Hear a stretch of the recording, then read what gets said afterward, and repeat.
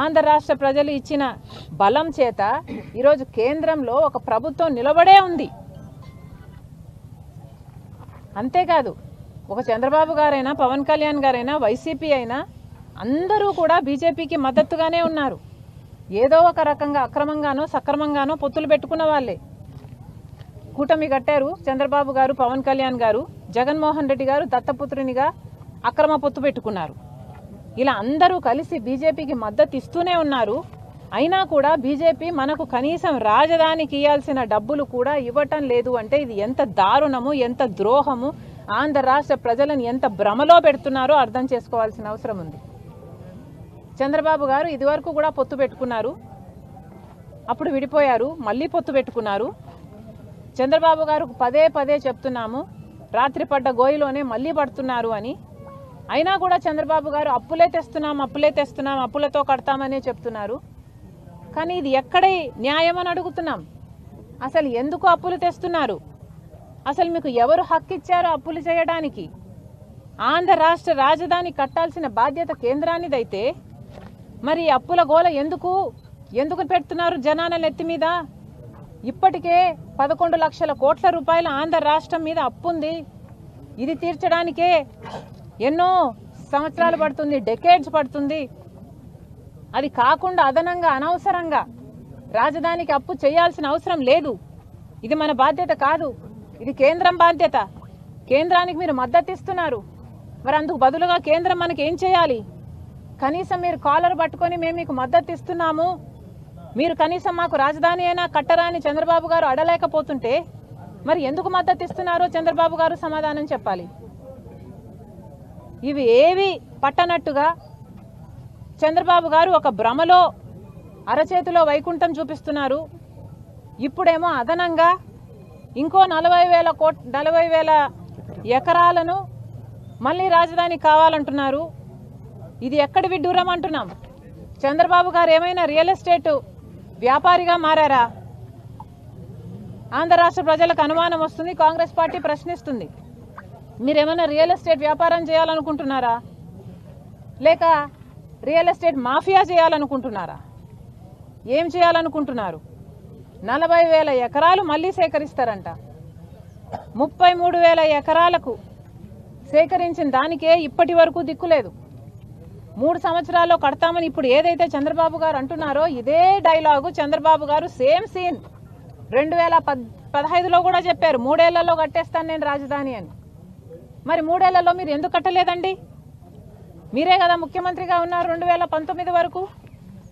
మరి 3 ఏళ్లలో కడతామన్న వాళ్ళు 3 ఏళ్లలో మీరు రాజధాని ఎందుకు కట్టలేదు? ఇప్పుడు మళ్ళీ 2025లో మళ్ళీ సేమ్ డైలాగ్, సేమ్ సీన్, 3 ఏళ్లలో కట్టేస్తాడట. మీరు ఏం కడతారో మాకు తెలియదు, కానీ అదనంగా ఇంకో 35,000 లేదా 40,000 లేదా 20,000 ఏదో వివిధ ఛానళ్లలో వివిధ రూపాలలో అనేక నంబర్లు వినిపిస్తున్నాయి. అదనంగా భూసేకరణ చేయాలనుకుంటున్నారని మాత్రం అర్థమవుతుంది. నారాయణ గారు కూడా చెప్పారు, ఇది చాలా అన్యాయం, ఇది చాలా చాలా అన్యాయం. దీంట్లో మళ్ళీ చెప్పడం ఏమిటంటే 5,000 ఎకరాలు దాంట్లో ఎయిర్పోర్ట్కే కావాలట. ఎయిర్పోర్టుకు దేనికి కావాలండి? ఆల్రెడీ గన్నవరం ఎయిర్పోర్ట్ మంది ఒకటి ఉంది, అది సిఆర్డీఏ కిందకే పరిధిలోకే వస్తుంది. మరి ఆ ఎయిర్పోర్ట్ని ఏం చేద్దాం అనుకుంటున్నారు? మనకి 5,000 ఎకరాలలో ఎయిర్పోర్టు కావాలని చంద్రబాబు గారు అంటున్నారే, వాస్తవంగా నిజానికి ఆంధ్రప్రదేశ్కి అమరావతికి అంత బిజినెస్ ఉందా? అంత బిజీనెస్ ఉందా? అంత బిజీనెస్ ఉందా? వాస్తవంగా అడుగుతున్నాం. ఒక్క ఇంటర్నేషనల్ ప్లేన్ అయినా ఇప్పుడున్న గన్నవరం ఎయిర్పోర్ట్కి వస్తుందా? కనీసం ఒక మామూలు ప్లేన్ అయినా వస్తుందా? ఇప్పుడు వచ్చేవన్నీ ఏటీఆర్లే, చిన్న ప్లేన్లు, అవేవో బొమ్మ ప్లేన్లు ఉన్నట్టుంటాయి. అదేదో మనుషులు కూడా ప్లేన్లు, అసలు హ్యూమన్ రైట్స్ ప్రకారం మనుషులు కూర్చోకూడదు ఆ ప్లేన్లలో. కనీసం మనిషి కూర్చుంటే కాలు మీద కాలు వేసుకొని కూర్చోడానికి కూడా లేదు ఆ ప్లేన్లలో. అలాంటి ప్లేన్లు వస్తున్నాయి ఇప్పుడు. అలాంటి ప్లేన్లు వస్తున్న ఆ ఎయిర్పోర్ట్ ఎక్స్పాన్షన్ ప్లానే ఇంకా పెండింగ్లో ఉంది. ఇన్నిసార్లు ఎయిర్పోర్ట్లకు తిరుగుతాము, కనీసం ఎయిర్పోర్ట్లో ఆ ఎక్స్టెన్షన్ జరుగుతుంది, ఎక్స్పాన్షన్ జరుగుతుంది, ఏదైనా పని జరుగుతుందా, కొంచెం తలకాయలు కనిపిస్తాయా, ఎక్కడైనా హెల్మెట్లు పెట్టుకొని మనుషులు ఏమైనా పని చేస్తున్నట్టు కనిపిస్తారా అని ఎన్నిసార్లు ఎత్తుకుంటానో నేనైతే. ఎవ్వరూ కనిపించరు, అసలు అక్కడ పనే జరగటం లేదు. ఈ ఉన్న ఎయిర్పోర్ట్ ఎక్స్పాన్షన్ ప్లాన్కే దిక్కు లేకుండా పోయింది. ఇక్కడికే కనీసం ఒక పెద్ద ప్లేన్ కూడా రావటం లేదు, ఇంటర్నేషనల్ ప్లేన్ ఇంక అసలే రావటం లేదు. మరి అలాంటి అప్పుడు ఇప్పుడు మనకు 5,000 ఎకరాలలో ఇంకొక ఎయిర్పోర్ట్ కడతారట.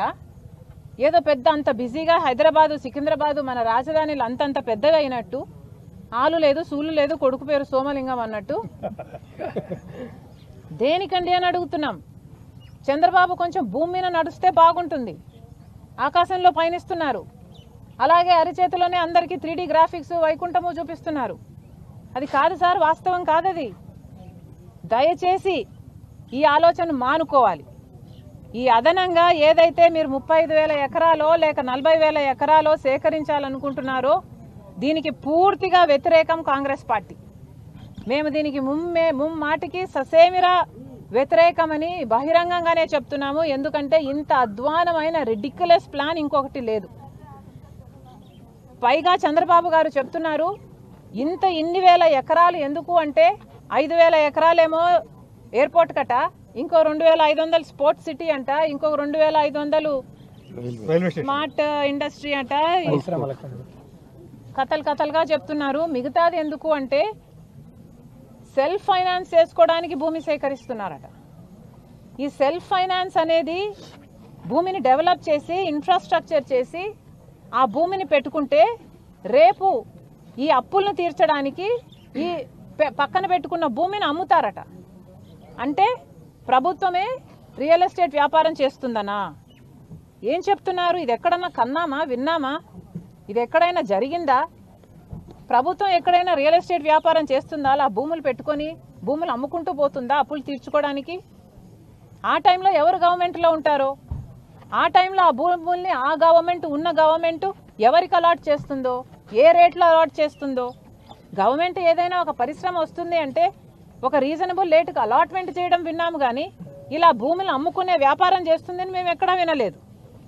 ఇది ఏం సెల్ఫ్ ఫైనాన్సింగో, అసలు సెల్ఫ్ ఫైనాన్సింగ్ అయినా ఏ ఫైనాన్సింగ్ అయినా లోన్ ఫైనాన్సింగ్ అయినా మనకేం బాధ్యత ఉందండి? మనం ఎందుకు చేయాలి?